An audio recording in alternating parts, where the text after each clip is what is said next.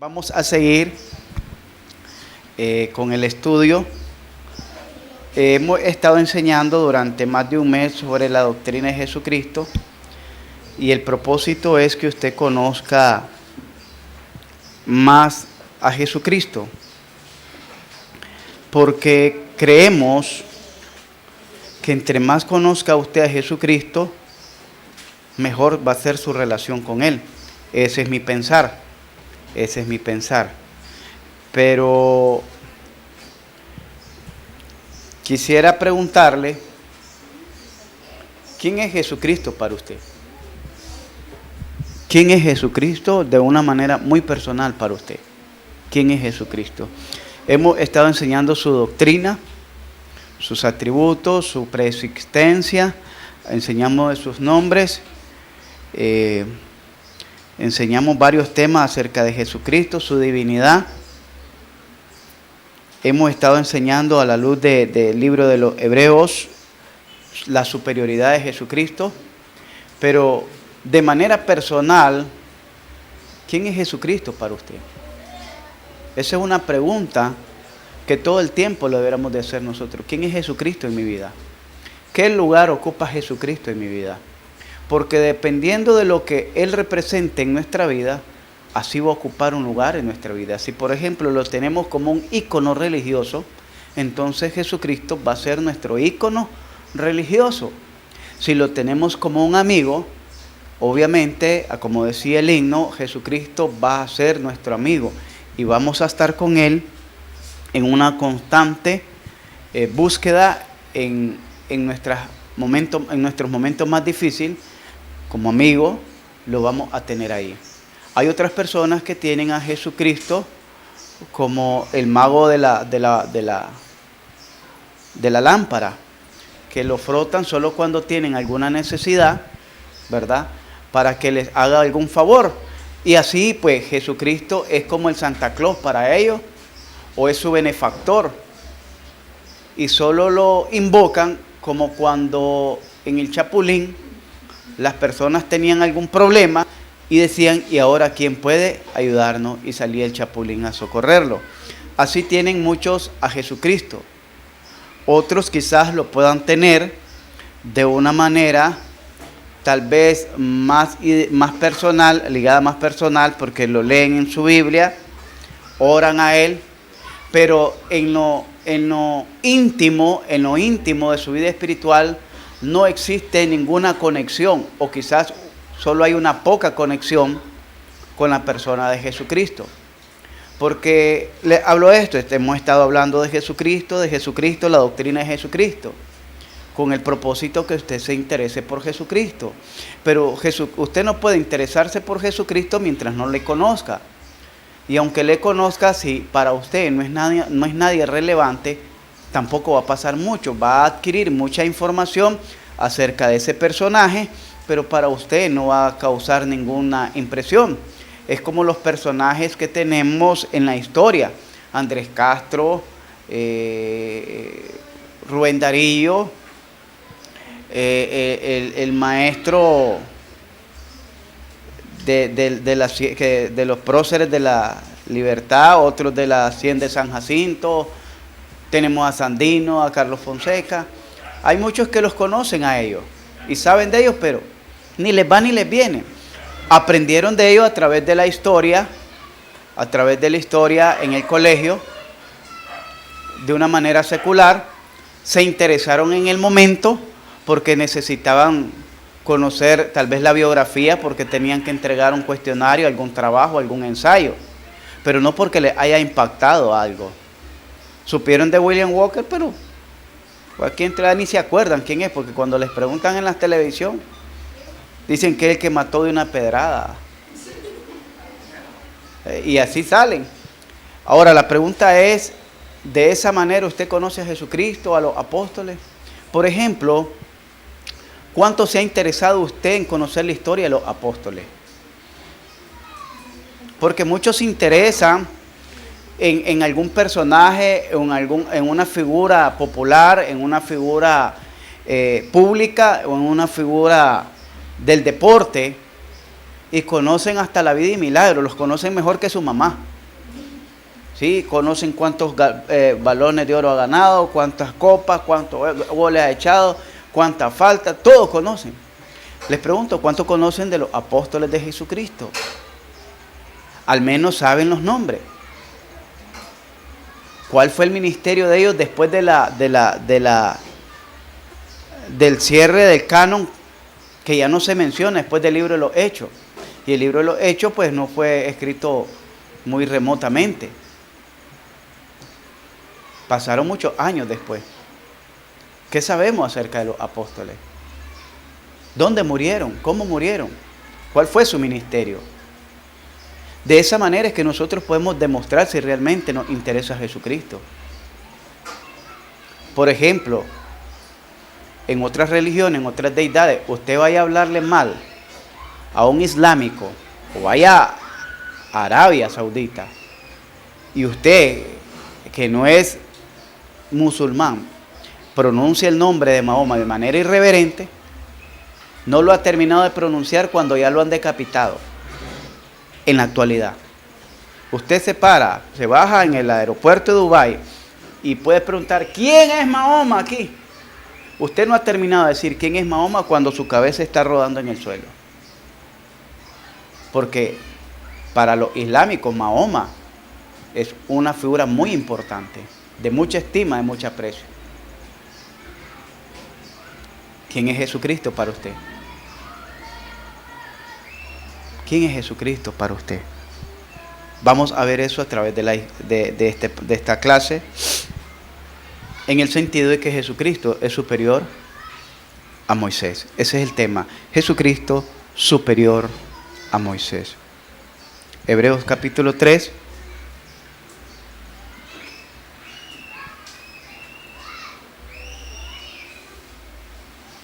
¿Me le prestan una Biblia a Samantha, por favor?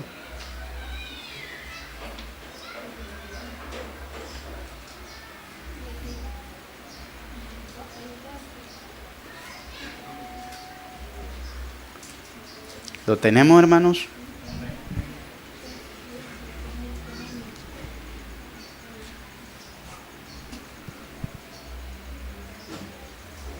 Perdón, Hebreos les dije.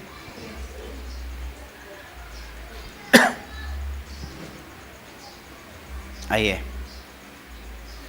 Vamos a leer del verso 1 al verso 3. Dice la palabra de Dios, honrando al Padre, al Hijo y al Espíritu Santo.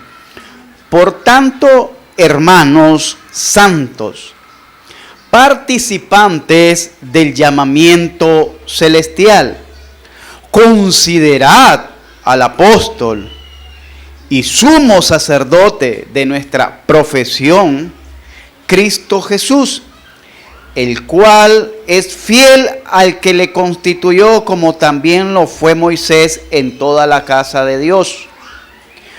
Porque de tanto mayor gloria que Moisés es estimado digno cuando tiene mayor honra que la casa el que la hizo.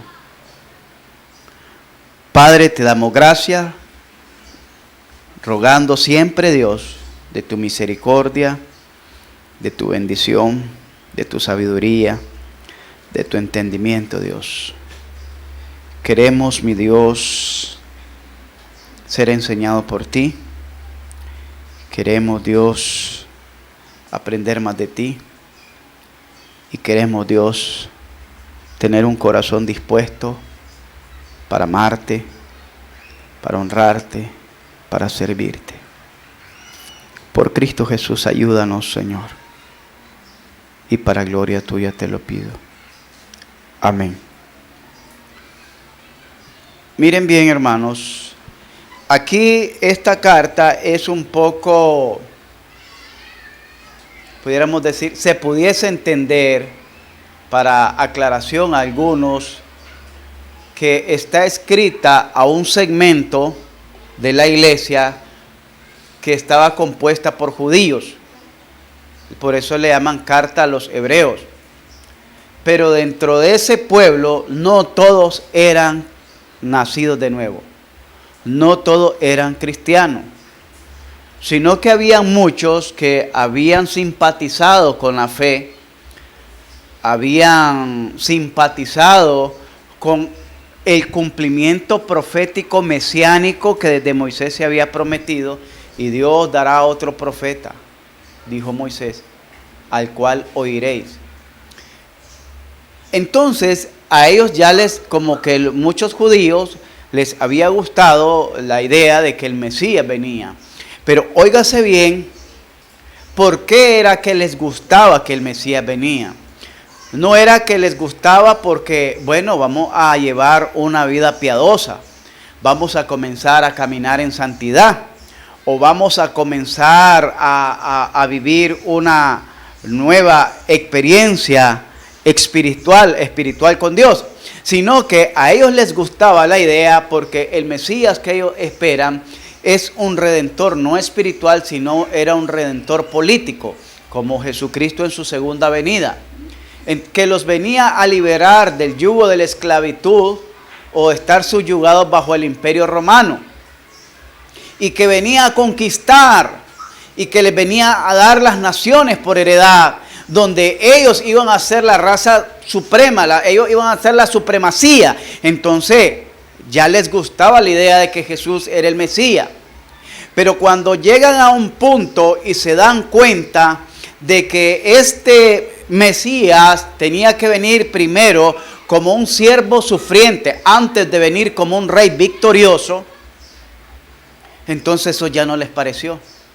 Y cuando se encuentran que este Mesías que le habían predicho y que ellos estaban simpatizados a seguir, resulta que no los va a liberar aún de esa esclavitud o de ese dominio, todavía no los va a liberar, todavía no se da el momento de quitar la bota de hierro que tenían encima por parte del Imperio Romano, sino que al contrario, oiga bien, por creer en este Mesías, la bota de hierro se había hecho más gravosa, más pesada para con ellos.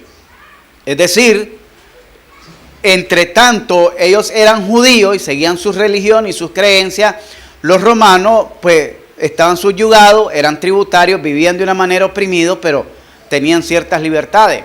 Pero ahora, creyendo en este Mesías, en este Salvador, resulta que ahora son perseguidos, ahora son encarcelados, ahora son enjuiciados, ahora son arrastrados. Entonces dicen, hombre, en virtud que este Mesías, como decía la Escritura y decía el profeta Isaías, nos iba a traer buenas de paz, nos ha venido a hacer algo más gravoso. Entonces ellos llegaron a un momento en poner en duda si seguir creyendo en este Jesús o dejar de creer en él. Entonces esta iglesia de los judíos estaba dividida en estos dos segmentos. Gente que simpatizaba con el mensaje por las razones que le he expuesto, y gente que realmente se había convertido de corazón. Gente que le servía de corazón. Y Pablo, que generalmente se le acredita esta carta al Pablo, o el escritor a los hebreos, se enfoca en escribir a estos dos segmentos. Y por eso en otras partes dice, en el capítulo 2, por tanto es necesario que con más diligencia atendamos las cosas que hemos oído, no sea que nos deslicemos. Ahí se incluye en tercera persona, no porque el escritor diga voy a perder la salvación, sino porque se incluye como parte de ellos, como los judíos que son. Y aquí no está hablando meramente de la salvación, sino que está hablando de la comunión con Dios. De la comunión con Dios y de las promesas de Dios. Después dice, por tanto, hermanos santos, participantes del llamamiento celestial. Hermanos, aquí sí ya está refiriéndose y dice, por tanto, hermanos santos, participantes del llamamiento celestial. Considerad ahora, dice, al apóstol y sumo sacerdote de nuestra profesión, Cristo Jesús. En el capítulo 1 recuerden que el escritor se esfuerza por demostrar que Jesucristo es superior a los hombres. Dice la escritura en el capítulo 1 que Dios, habiéndonos hablado de muchas maneras en otros tiempos, ¿por medio de quién? De los profetas. Ahora nos habla por medio de su Hijo Jesucristo, a quien constituye heredero de todas las cosas. Entonces miramos que presenta a Jesucristo superior a los hombres, en el sentido que es superior a cualquiera de los profetas que se hubieran conocido en el antiguo pacto. Posteriormente miramos que presenta a Jesucristo no solo superior a los ángeles, a los hombres, sino también superior a los ángeles. Los ángeles, que dice que los hombres fueron creados un poco menor que los ángeles, pero que Jesucristo trasciende a los ángeles, porque los ángeles fueron creados para ser servidores de Jesucristo. Los ángeles fueron creados para ser ministradores de los que iban a ser herederos de la salvación. Los ángeles fueron creados para adorar a Jesucristo. Y eso lo miramos en la segunda parte del capítulo 1. Entonces miramos que el escritor se esfuerza por dar a demostrar de una manera progresiva cómo Jesucristo viene siendo superior a cualquier hombre natural, superior a seres celestiales, y ahora demuestra desde el aspecto religioso que Jesucristo es superior a Moisés. Verso 3 dice, porque de tanto mayor gloria que Moisés es estimado, digno este. Oiga bien, si usted le dice, en el contexto histórico, usted le decía esto a un judío, X persona es superior a Moisés, lo acusaban de blasfemo y lo mataban a pedrada. A Jesucristo en varias ocasiones lo quisieron apedrear por esas mismas razones. Porque después de Abraham, sin duda Moisés ha sido el hombre más prominente por el pueblo judío. Volverse a la ley era volverse a Moisés. Y los destinatarios estaban tentados a volverse. El escritor trata de mostrar que Jesucristo es superior a todo el sistema religioso de los judíos. Oiga bien, no solo estamos hablando de que Jesucristo era superior a los profetas, no solo estamos hablando de que Jesucristo era superior a los ángeles, sino que Jesucristo es superior a todo el sistema religioso de los judíos. Y eso dolía a un judío. Eso era ofensivo, eso era nocivo para los judíos. Que dijeran que un hombre que no se conocía mucho acerca de él, como lo dijo Natanael, de Nazaret puede salir algo bueno. Porque vayamos a Juan capítulo 1 y vamos a ver de quién es la noticia que le dan a Natanael. Juan capítulo 1.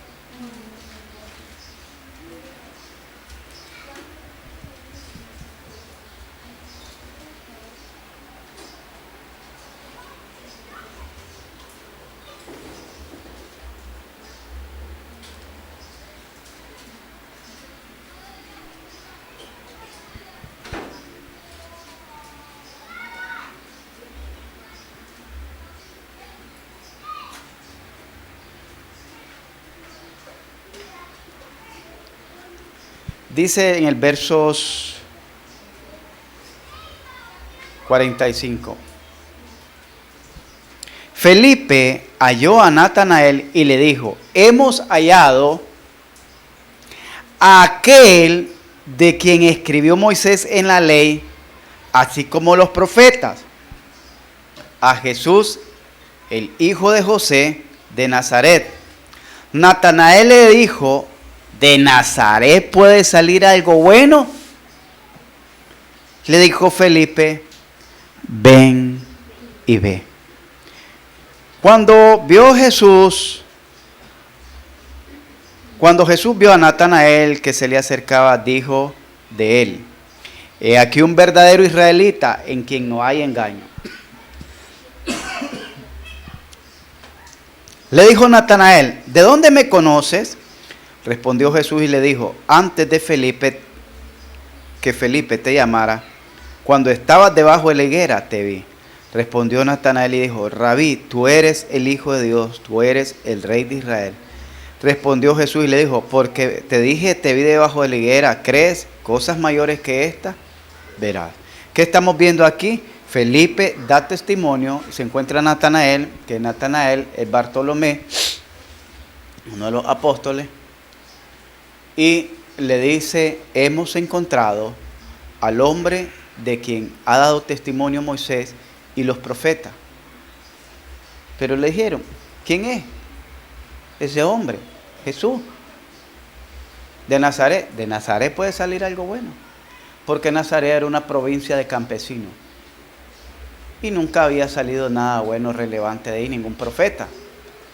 Y Nazaret era, como le dijera, no era una ciudad, metrópolis importante de comercio, donde hubieran universidades, donde hubieran colegios, donde hubieran escuelas. Entonces dice: de ahí puede salir algo bueno, si ahí ni colegio hay. Poco es gente que ni estudia. Jesucristo pasó por casi 30 años con un bajo perfil, como decían ahora, en incógnito. Nadie sabía de él, hasta que él comienza su ministerio, y Juan el Bautista es el primero en dar testimonio acerca de él. El ministerio de Jesucristo ha sido más corto que la vida espiritual de muchos de nosotros, porque el ministerio de Jesucristo duró aproximadamente 3 años y medio. Muchos de nosotros tal vez ya llevamos más de 3 años y medio en los caminos de la fe, pero con eso fue suficiente para impactar al mundo, para cambiar la historia del mundo, para cambiar las vidas del mundo, para transformar este mundo. Fue suficiente. Jesucristo no necesitaba toda una vida para dar testimonio de sí mismo. Jesucristo es superior a Moisés en su persona. Vamos a ver que para los judíos entender este concepto era derribar muchos estereotipos y paradigmas que ellos tenían dentro de su fe religiosa o de su sistema religioso.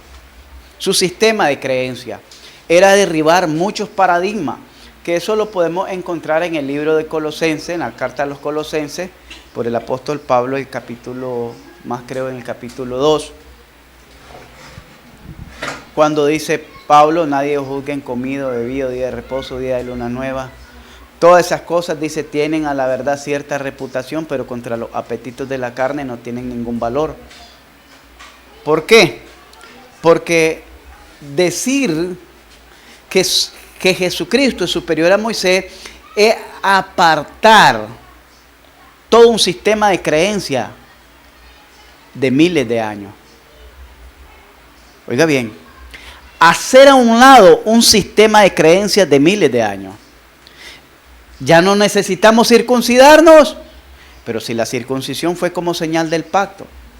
Ya no necesitamos guardar el sábado, ya no tenemos que abstenernos de comer de cuadrúpedos, de reptiles, podemos comer el cerdo, podemos comer nacatamal, porque ya apartando a Moisés, se aparta todo lo que Moisés representa, y todo lo que Moisés representa es la ley. Oiga bien, no se trata de decir es que Jesús es mayor.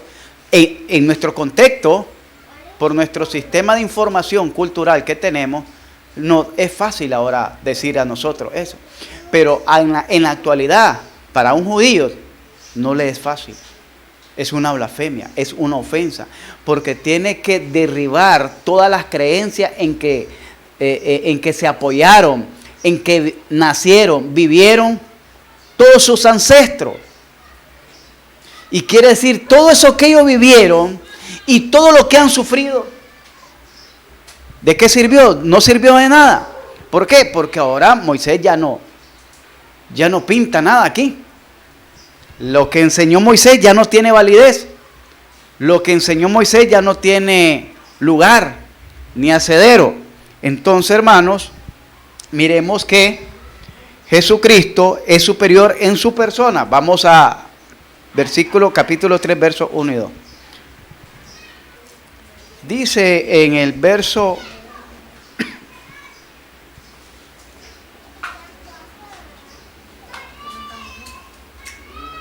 5, 4, 5 y 6.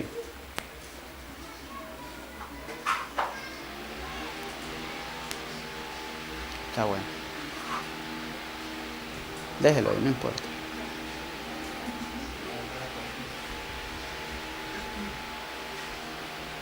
Dice el versos 4, 5 y 6.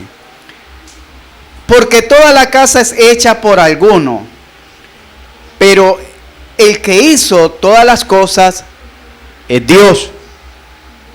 Y Moisés a la verdad fue fiel en toda la casa de Dios, como siervo. Ahí la palabra siervo quiere decir como esclavo, para testimonio de lo que se iba a decir. Pero Cristo, ¿cómo?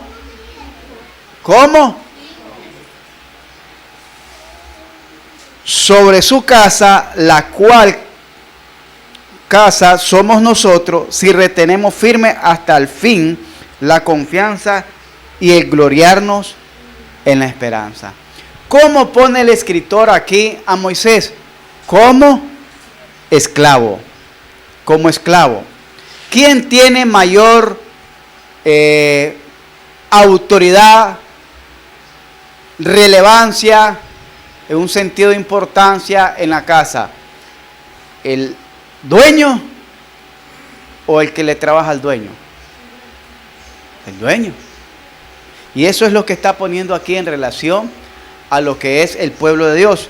Y dice, la manera en que el escritor se refiere a los lectores demuestra que eran personas convertidas, hermanos santos, participantes del llamamiento celestial. Solamente los judíos cristianos, al igual que los gentiles convertidos, podían reclamar esta bendición en Cristo Jesús. Ahora, los participantes del llamamiento también son participantes de Cristo, en el verso 14. También son participantes del Espíritu Santo, 6:4. Por medio del Espíritu Santo somos miembros del cuerpo de Cristo, Efesios 5:30. Y si no tiene el Espíritu, pues no es de él, Romanos 8:9. Solamente los hermanos redimidos podían profesar su fe, declarando una misma cosa. No fue Moisés quien hizo todo esto por la gente a la cual la epístola fue dirigida, sino que fue Jesucristo. A eso se está refiriendo. Cuando el apóstol o el escritor está refiriéndose que mayor es el hijo que el esclavo, se está refiriendo a toda la obra que Jesucristo pudo haber hecho en nosotros. Porque recuerde que en Juan capítulo 1, creo que es el verso 14, si no me equivoco, dice que la ley vino por medio de Moisés, pero la gracia vino por medio de Jesucristo, y gracia sobre gracia. Vamos a ver esto, qué tremendo. Juan capítulo 1 dice,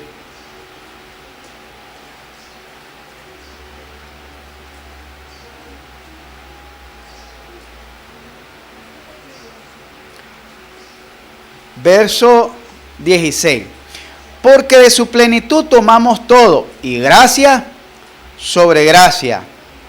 Pues la ley por medio de Moisés fue dada, pero la gracia y la verdad vinieron por medio de Jesucristo. ¿Qué quiere decir esto?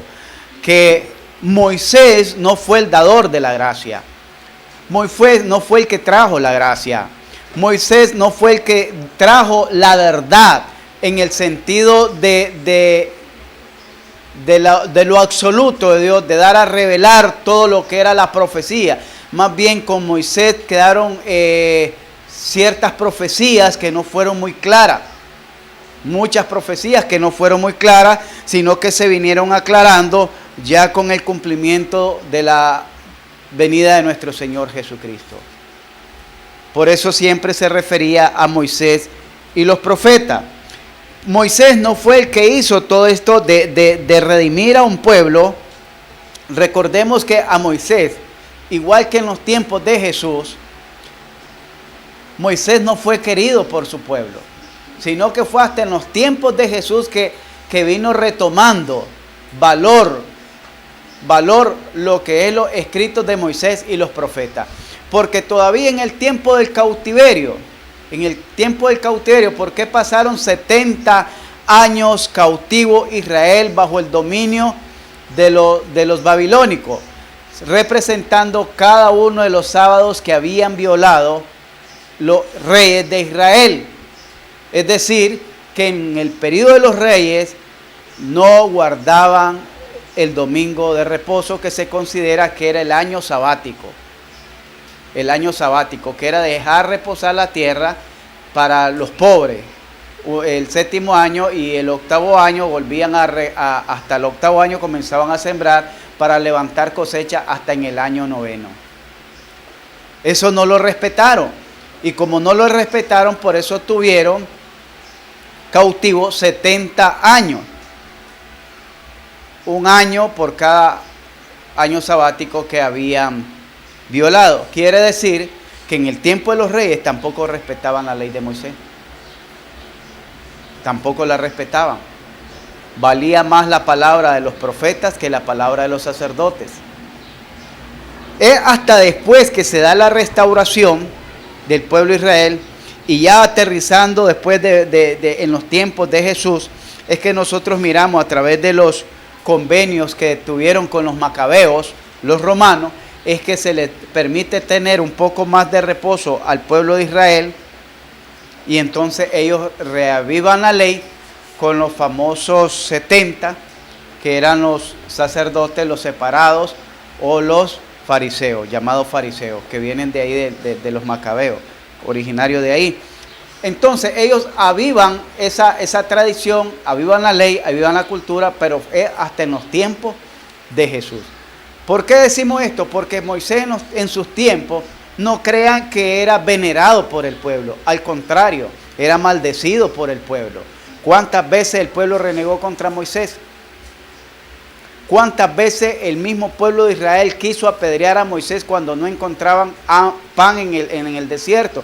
Cuando no encontraron carne, cuando no encontraron agua, cuando se encontraron aún saliendo apenas del pueblo, saliendo de Egipto y encontrándose al frente del Mar Rojo, comenzaron a renegar contra Moisés. Entonces démonos cuenta, hermanos, que Moisés no fue aceptado por su pueblo. Moisés no fue aceptado ni aún en los días de su vida por su pueblo. Cuando fueron los 2 espías a reconocer la tierra prometida, que es uno de los temas que más les recalca aquí en el libro de los Hechos, en la provocación en Meriba, ¿qué querían hacer con Moisés? Matarlo y designar otro líder que lo llevara de regreso a Egipto. Entonces no crean que Moisés fue aceptado, sino que Moisés es aceptado hasta en los tiempos casi del primer siglo, los tiempos de Jesús. Es aceptado y es reconocido, es venerado, pero aún en sus tiempos muchas leyes fueron cambiadas. Y es uno de los reclamos que le hace Jesús, que ellos invalidaban la ley por las tradiciones y las costumbres. Una de las leyes era que los hijos tenían que honrar a los padres. Y ellos cambiaron esa ley, creo que el 4º o 5º mandamiento, cuando le dice, honra a tu padre y a tu madre. Pero honrar no era solo respetar, sino que cuando se refiere a la palabra honrar, era sostener a los ancianos. Y ellos le invalidaron diciendo que si uno daba todo lo que tenía en ofrenda a los sacerdotes, ya no tenía por qué honrar a su padre y a su madre. Entonces ese es uno de los reclamos que Jesús le hace. A Jesús lo tientan los fariseos cuando le dicen que en la ley de Moisés le era permitido repudiar por cualquier cosa a la esposa. Y entonces Jesús les responde, sí, Moisés lo hizo por la dureza de vuestro corazón, pero en un principio no fue así. Y nosotros podemos ver las cantidades de veces que le hacen referencia a Jesús, y Jesús mismo hace referencia también acerca de Moisés, a tal punto que nosotros podemos ver que en la transfiguración de nuestro Señor Jesucristo aparece ahí Moisés y Elías. Es decir, Moisés fue una representatividad como un líder espiritual para el pueblo de Israel, porque por medio de él se dio la liberación del cautiverio, por medio de él se dio la revelación del único Dios, porque antes de Moisés eran politeístas, antes de Moisés creían en muchos dioses. Ahora con Moisés es que ellos conocen y se da la revelación del único Dios. Y eso lo miramos en Deuteronomio capítulo 4, verso 6. Oye Israel, Jehová tu Dios, uno es. Entonces, a través de Moisés es que comienza a darse la revelación del Dios de Israel. El Dios de Abraham, el Dios de Isaac, el Dios de Jacob, que ya se venía conociendo, se da a revelar a través de Moisés. Y que ahora nos digan que esta persona que anda haciendo sanidades es superior a Moisés.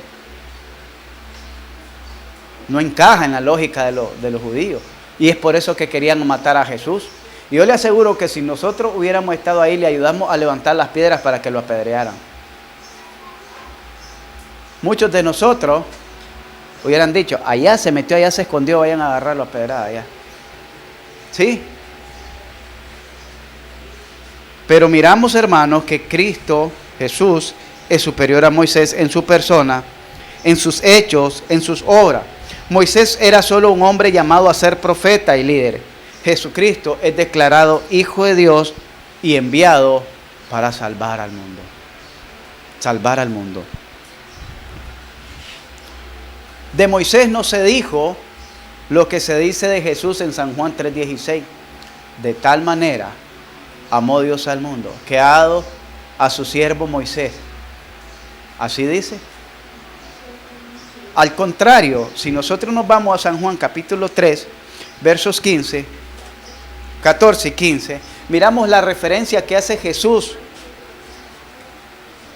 acerca de sí mismo. Dice la Escritura, versos 13, nadie subió al cielo, sino el que descendió del cielo, el Hijo del Hombre que está en el cielo. Y como Moisés, mire de quién está hablando. Nadie subió al cielo, sino el que descendió del cielo, el Hijo del Hombre que está en el cielo.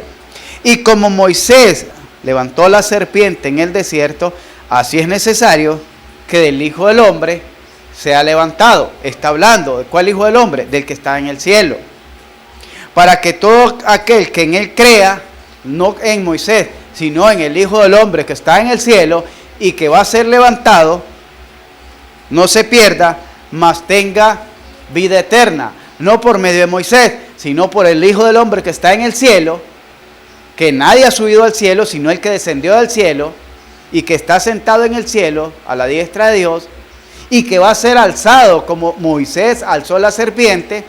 Así es necesario que él sea alzado, para que los que crean en el Hijo del Hombre, no en Moisés, no se pierdan, sino que tengan vida eterna. Porque de tal manera amó Dios al mundo. Es la continuidad de la lectura. Lo que pasa es que no aprendemos de memoria solo el 3:16. Pero no, el contexto nos trae desde el verso 1. Porque de tal manera fue la magnitud, la inmensidad, la grandeza del amor de Dios a su creación. Porque cuando hablamos mundo no se está refiriendo solamente a la humanidad, sino a su creación, al cosmos. Que ha dado, ¿a quien dio? Al mundo, a su Hijo unigénito. Por eso es que ahí hay un enredo, que dicen, ¿y cómo es que Dios amó al mundo y solo son salvos los que creen? Porque cuando está hablando que Dios amó al mundo, Dios amó toda su creación, todo el cosmos, no se está refiriendo de manera particular a la humanidad, sino que todo el cosmos Dios lo amó, que permitió que a este cosmos inmundo que ya había sido maldecido en el Edén, allá en Génesis capítulo 3 del verso 17 en adelante fue maldecido, este cosmos, esta tierra fue maldecida por causa del pecado de Adán, esta tierra fue maldecida por causa del pecado de Caín. Y entonces Dios mandó a su Hijo unigénito, a su Hijo Santo, a esta tierra que estaba llena de maldiciones. ¿Me está entendiendo? A una tierra que está maldita.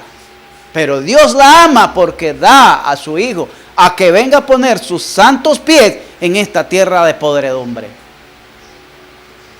No habla así de Moisés, sino de Jesucristo, que ha dado a su Hijo unigénito. Pero ahora sí, para que todo aquel que en Él cree, esto no es para todo el que oye, es para el que cree en Él, no se pierda, mas tenga vida eterna. No se dice así de Moisés, sino que cuando se habla de Moisés, se habla porque he oído el clamor de mi pueblo y su clamor ha llegado hasta mi misma presencia, por eso te envío para que por medio de ti mi pueblo sea libre. Éxodo capítulo 3. La libertad que se ofrecía a través de Moisés era a un pueblo específico llamado Israel, de un imperio específico llamado Egipto, de un cautiverio físico, porque eran esclavos. No se llamó a Moisés a darle salvación y vida eterna a Israel. Se llamó a liberarlo solamente del yugo de esclavitud e introducirlo a una tierra donde iban a seguir viviendo de una manera natural, como una sociedad aparte, como una nación aparte. Pero no se llama a que Moisés sea sacrificado para remisión, para darles redención, para darles salvación, para darles vida eterna. No. Ese es el ministerio que le fue dado solamente a Jesucristo. Por eso Jesucristo es declarado Hijo de Dios y enviado al mundo. Moisés fue llamado y comisionado por Dios. Jesucristo fue enviado como la palabra final para el pecador. El pecador no tiene más que esperar. El pecador no tiene otra esperanza. El pecador no tiene otra oportunidad que no sea Jesucristo. Oiga bien, el pecador podrá encerrarse en sus placeres, podrá encerrarse en su ideología, podrá encerrarse en su filosofía, en sus excusas y pretextos para justificar sus pecados, pero no tiene otra oportunidad más que Jesucristo. Él podrá tener la Biblia, pero si no tiene a Jesucristo, de poco le aprovecha. Él podrá tener una iglesia, él podrá tener una denominación, pero si no tiene a Jesucristo, de nada le sirve. Porque la única oportunidad que tiene en esta vida el pecador es Jesucristo. Por eso vuelvo a la pregunta: ¿quién es Jesucristo para ti? ¿Qué representa Jesucristo en tu vida? ¿Qué importancia o qué relevancia tiene Jesucristo en tu vida? ¿Qué lugar ocupa en tu mente, en tus pensamientos, en tu corazón? Cuando cometes una falta, cuando cometes un agravio, cuando cometes un pecado, ¿qué tanto te duele en tu corazón haber faltado a Dios y a Jesucristo? Estás ahí como una espina hincándote esa falta, ese pecado, diciéndote: le fallaste, le fallaste, le fallaste, le fallaste. O simplemente te excusas y das la vuelta. ¿Cómo está tu corazón en relación a Jesucristo? ¿Hay algo que te martiriza? ¿Hay algo que se llama conciencia que te acusa y te dice: le fuiste infiel, le volviste a fallar. Y cuando viene a tu corazón ese pensamiento de que le has fallado a Jesucristo, si realmente ocupa un espacio prominente en tu corazón, te das cuenta que le fallaste a Jesucristo y le fuiste infiel con la peor persona, con Satanás. Porque al final de la historia, cuando le fallamos a Jesucristo, es porque fuimos infiel con Satanás. ¿Me está entendiendo? Cualquier pecado que cometamos es un favor que le hacemos a Satanás y una ofensa que le hacemos a Jesucristo. Y ahí es donde, si Cristo está en tu corazón, si Cristo ocupa un lugar en tu corazón, un espacio prominente, no vas a dormir tranquilo. No vas a vivir tranquilo mientras no dobles tus rodillas y le digas perdóname, porque te he fallado. Perdóname, Señor, porque lo hice consciente o inconscientemente, me dejé guiar por la vanidad, por la atracción, por la pasión, pero me duele en mi corazón haberte fallado. Si realmente Jesucristo ocupa un lugar. Pero si Jesucristo no ocupa ese espacio en tu vida, tú llevas una vida indiferente, puedes levantarte sonriente aunque hayas pecado la noche anterior, como si no pasó nada, tranquilo, fresco, ya pasó. Y dice, Dios es misericordioso, Dios es compasivo, Dios me perdona y está. Y ya te sientes limpio, porque te limpiaste tú mismo, pero no porque te haya limpiado Jesucristo. Porque si tú te limpias, decía el profeta, que aunque te amontones jabón y lejía sobre tu pecado, la inmundicia de tu pecado no se borrará.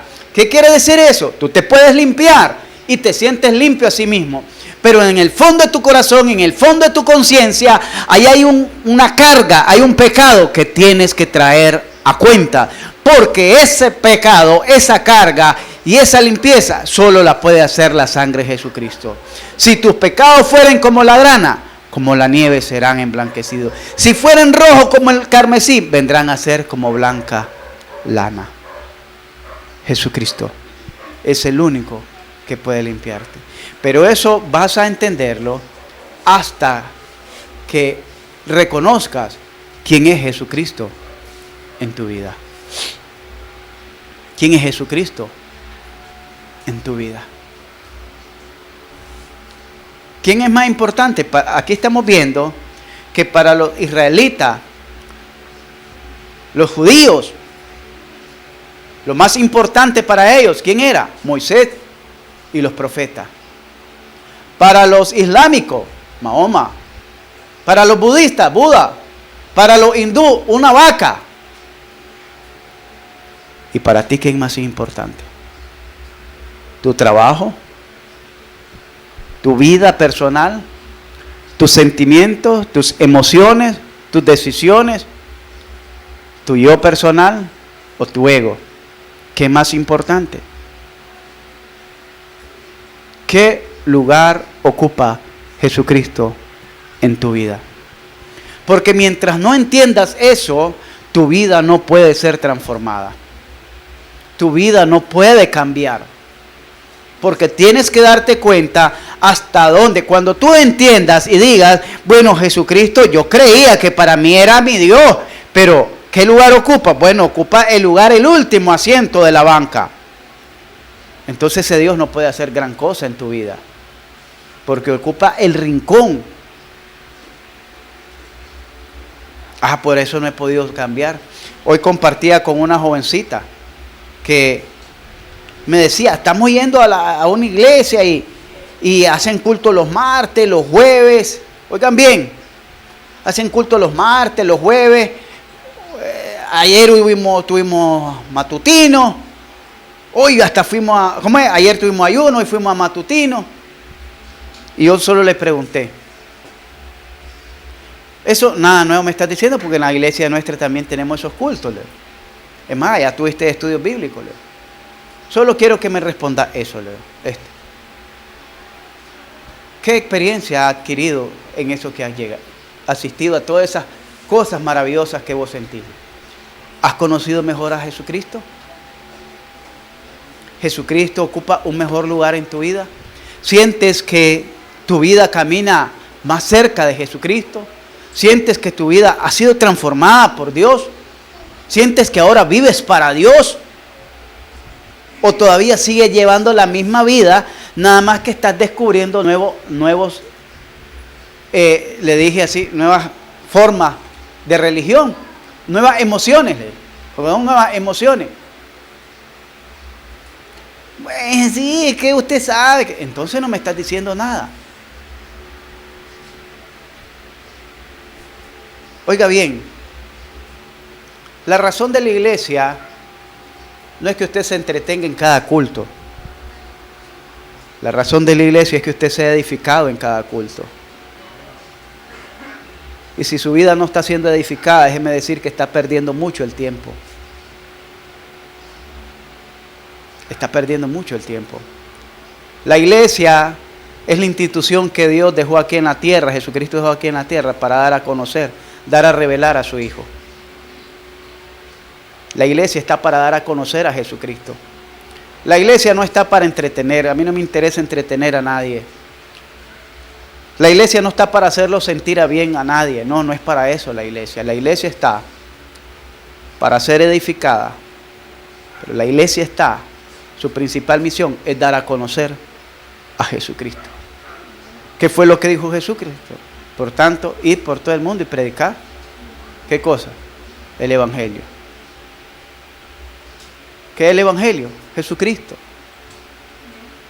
Pero si la iglesia se reúne y no conoce a Jesucristo, tampoco conoce el Evangelio. Tampoco, entonces estamos lejos de noticia. ¿Qué tanto usted conoce a Jesucristo? Y ahora, si usted me dice, bueno, tengo un conocimiento bastante cerca, y ese conocimiento cerca de Él, o bastante profundo, intenso, le ha permitido acercarse cada día más a Él, le ha permitido tener una mayor intimidad con Él, le ha permitido tener un mayor amor hacia Él. ¿Y cómo nos damos cuenta de ello? Sencillo. Vamos a hacer un ensayo. ¿Cuánto una madre se desvela cuando su niño está enfermo? ¿Cuánto las madres se preocupan por sus hijos? Y los padres, ¿verdad? También. ¿Cómo se esmeran las esposas en atender a su esposo?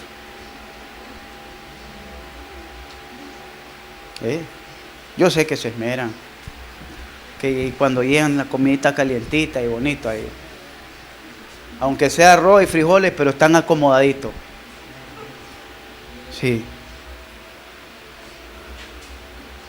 Porque lo aman, lo aprecian. Aman a sus hijos, aman a sus esposos, a los padres de sus hijos. ¿Cuántos se esmeran por tener esa relación con Jesús? ¿Cuántos se desvelan por tener una comunión con Jesús? ¿Cuántos se desvelan, así como se desvelan por su niño, en decir, quiero orar esta noche? O por decir, ve, la iglesia está rala la asistencia. Señor Jesucristo, ¿qué está pasando en tu iglesia? ¿Qué está pasando con tus hijos? ¿Qué está pasando con aquellos por los cuales tú derramaste tu sangre? ¿Qué les está pasando? Están enfermos, están perturbados, están confundidos. ¿Qué pasa, Señor? Pero eso es en oración que lo tiene que hacer. Y pasa una noche ahí orando por la iglesia que se sacrificó Jesucristo. ¿Cuánto? ¿Cuántos se preocupan por dar la mejor atención aquí a la iglesia? Que es la iglesia, la obra de Jesucristo por la cual Jesús murió. Queremos mejorar, hermano, al punto que programamos un ayuno con la víspera de un avivamiento. Pero usted no puede tener un avivamiento si no quiere seguir viviendo. en la vida que Cristo ofrece, sino que quiere seguir muerto, como dice Efesios 2:1, en vuestros delitos y pecados. Si no quiere sepultar ese viejo hombre, ¿cómo va a tener un avivamiento? Si no quiere sepultar ese pasado, ¿cómo va a tener un avivamiento, una nueva vida? Jesucristo es superior a Moisés. Moisés no le ofreció nada de esto al pueblo. Moisés lo único que le ofreció fue una entrada a un reposo. A un reposo. Pero un reposo físico. Y ni siquiera lo introdujo al reposo. Ni siquiera lo introdujo al reposo. Porque estaba el reposo sabático. Y estaba el reposo de la tierra prometida, pero todavía aún un día después se menciona otro reposo. Y es el reposo de nuestro Señor Jesucristo. El reposo de nuestro Señor Jesucristo. Reposo quiere decir descanso. Descansar es dejar de creer en mí por creer en Él. Dejar de vivir yo para que viva Él. Ese es el reposo en Cristo. Me abandono en tus manos, me rindo en tus manos, me entrego en tus manos para que seas tú ahora apacentando mi vida, guiando mi vida. Jesucristo fue constituido como gran sumo sacerdote, fue constituido como apóstol, representando a Dios delante del hombre. Ahora Jesucristo está como gran sumo sacerdote representando a los hombres delante de Dios. ¿Entendió eso? Jesucristo vino como apóstol, como enviado, para representar a Dios delante de los hombres. Como apóstol. Es la única parte donde aparece que Jesucristo vino como apóstol, como enviado. Enviado de Dios para representar a Dios o revelar a Dios a los hombres. El que me ha visto a mí, ha visto al Padre, dijo. Tanto tiempo, Tomás, he estado contigo y todavía no me conoces. Cuando Tomás le dijo, muéstranos al Padre. Tomás, el que me ha visto a mí, ha visto al Padre. Jesucristo como apóstol vino representando a Dios delante de los hombres. Pero ahora como gran sumo sacerdote, Jesucristo está representando a los hombres delante de Dios. Jesucristo te está representando a ti. Pero tú, ¿qué haces con Jesucristo aquí en la tierra? ¿Qué haces con ese abogado que está intercediendo por ti delante del Padre de día y de noche? ¿Qué tipo de vida le estás ofreciendo? ¿Qué tipo de amor? ¿Qué tipo de fidelidad? ¿Qué tipo de entrega, de honestidad? De lealtad. Esa palabra es muy clave. La lealtad. ¿Qué tan leales somos? Porque Jesús dijo que el que en lo poco es fiel, en lo mucho también. Pero el que en lo poco es infiel, también lo será en lo mucho. Se está refiriendo a la lealtad. Quiere decir que si en poquitas cosas o en pequeñeces le somos desleales al Señor, la deslealtad es la falta de fidelidad, la falta de honestidad delante de Él. Es como, bueno, en el colegio se dan las pipencias, ¿verdad? Y entonces están 3 compañeras de clase. Está la Petra, la Juana y la Olga. Y después ese trío se divide y la Petra se hace amiga de la Olga y la Olga se hace amiga de la Juana. Y entonces una de ellas queda entre medio de las dos. Y llega la que queda en medio, es la Petra. Y está la Olga y la Juana. Entonces lo que dice la Olga, la Petra se lo dice a la Juana. Y allá llega donde la Juana, sí, a mí también me cae mal si le hablo por el compromiso. Pero viera lo que dijo de vos. Eso se llama deslealtad. Y así somos desleales con el Señor. Cuando estamos abrazando al mundo, le decimos no al Señor. o a su palabra, a sus mandamientos, a sus sacrificios. Ahorita no me interesa ni tu Espíritu Santo, ni tu santidad, ni tu sacrificio. Me interesa este manjar de pecado que me voy a tirar. Eso es lo que me interesa ahorita. Ahorita no. ¿Y quién se lo está sirviendo? El cocinero del infierno, Don Sata. En el restaurante del mundo. Pero el Dios te dice, no, tenés que cuidar tu dieta. No. Está sabroso, si se mira riquísimo, exquisito. Y después que se tiró su bandeja, vinieron los estragos, los dolores de estómago, la flojera en el estómago y ahora sí, ay Dios mío. Es lo que nos pasa cuando pecamos. Todo pecado trae su consecuencia. Pero cuando pecamos no corremos donde el cocinero del mundo a decirle, mira, me hizo daño tu comida, sino que decimos, ay Dios mío, ¿y ahora qué hago? Ayúdame en esto, perdóname en esto. Hasta entonces. ¿Por qué? Porque fuimos desleales. Hermanos, si realmente queremos un avivamiento, estaba escuchando los mensajes de los hermanos acerca del amor que predicó el hermano. El otro hermano estuvo predicando acerca de la limpieza espiritual que necesitamos. Pero también necesitamos entregarnos a ese Jesucristo. Si realmente usted ha conocido poco o mucho, no es lo relevante. Lo relevante es cuánto vive Cristo en su vida. No cuánto haya aprendido de la Biblia acerca de Jesucristo. Es importante, pero no es lo relevante. Lo relevante es el lugar que Jesucristo ocupe en nuestros corazones. Jesucristo fue superior a Moisés en su ministerio. Jesucristo fue superior a Moisés, fue superior a los hombres, fue superior a todo el sistema religioso del pueblo de Israel. Pero aún así, oiga bien, ¿qué hicieron con él? Lo crucificaron. Cuando Jesús vino al mundo, dice el canto, no se halló lugar en el mesón para él. ¿Se acuerdan ese canto? Muchos lo cantan en Navidad, es un himno.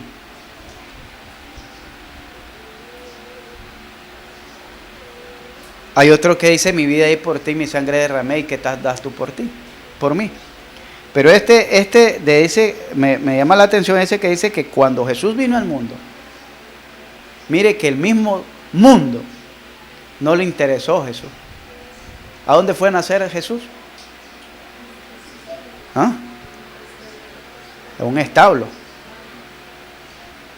Porque no se halló lugar para él en el mesón. En un pesebre. Donde estaban las pulgas, las garrapatas, los cabros, las ovejas, los camellos, puro berrinche. Un establo no crean que es un hotel 5 estrellas. Ahí nació. Ese fue el lugar que le dio el mundo a Jesús cuando vino a este mundo. Si querés, ese es el lugar que te ofrezco. No hay un buen lugar, no hay una habitación, no hay una buena habitación. No te vamos a dar el área VIP, no te vamos a dar el penthouse, no te vamos a dar la mejor habitación. Si quieres venir a este mundo, ese es tu lugar. Eso fue lo que le respondió el mundo a Jesucristo. ¿Tú quieres venir a este mundo? Ese es tu lugar. Y ahí lo hemos mantenido por miles de años. Siempre en el establo y no en nuestro corazón. Porque está en la mente, pero no en nuestro corazón. ¿Dónde tienes a Jesús? Sé sincero, ¿dónde tienes a Jesús? ¿En el mejor habitación de tu corazón? ¿O en el establo? ¿En el gallinero? Eso fue lo que le ofreció el mundo. ¿Qué le ofreces tú? ¿Qué le ofreces? ¿Qué lugar le ofreces a Jesús en tu vida? ¿Qué lugar ocupa Jesús en tu vida?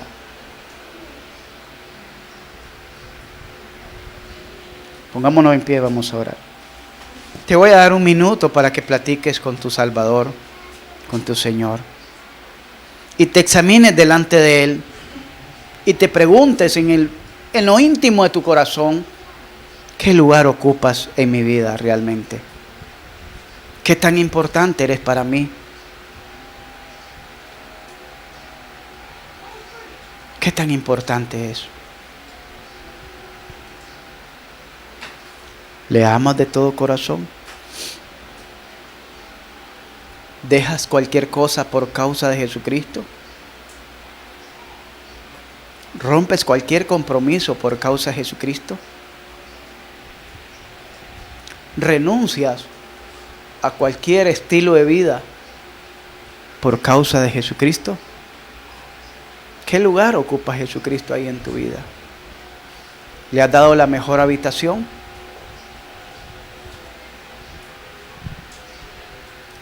¿Le has dado el mejor aposento? ¿O ocupa el gallinero, donde están las gallinas? ¿El establo, donde habían pulgas, habían garrapatas? ¿Hedía a estiércol de animal?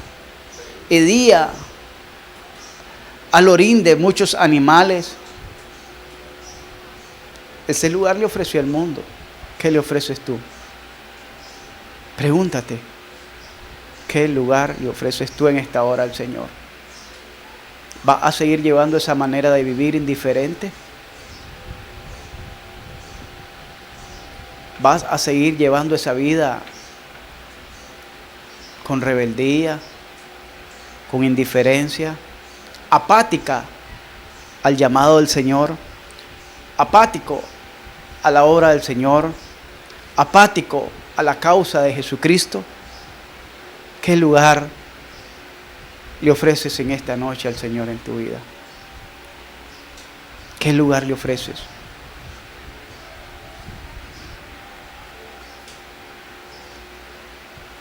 Padre, te doy gracias porque me has permitido exponer tu palabra.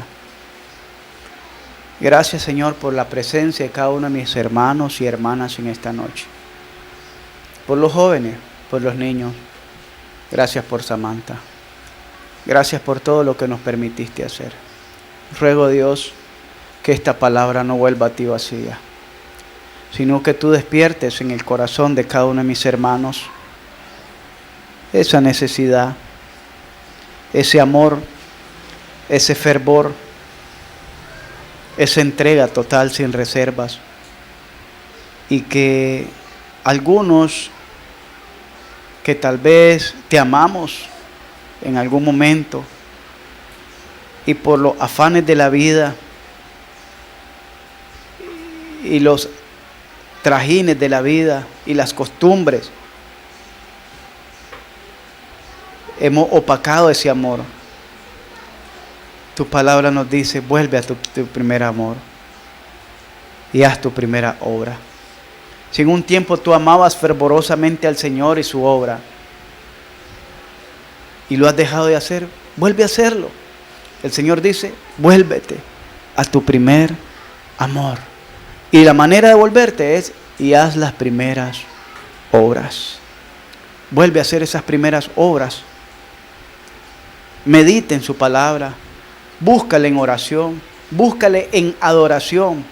Búscale de corazón. Padre mío, llénanos de tu gracia y de tu favor.